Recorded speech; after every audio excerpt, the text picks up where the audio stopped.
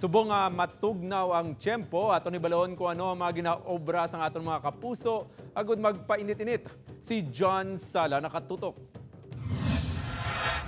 Imbukada sang 2021 mabatsyagan ang tuman katugnaw nga tiyempo.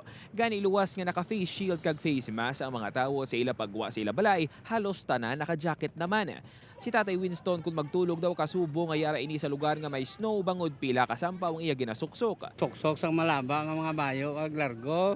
Soksok midyase ag hindi naman tugnawan. Si Nanay Sharo naman para hindi matugnawan kung gabi may gin-share nga sekreto.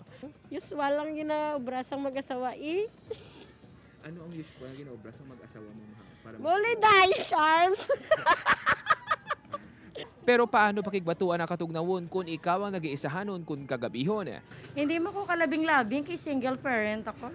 Masokso ka lang sang pajama, jacket, o mag-inom ka bisang tea, ganon. Amo lang na.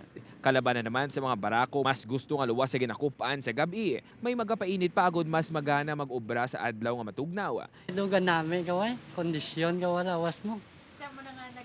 Oo, kaldo may mayo.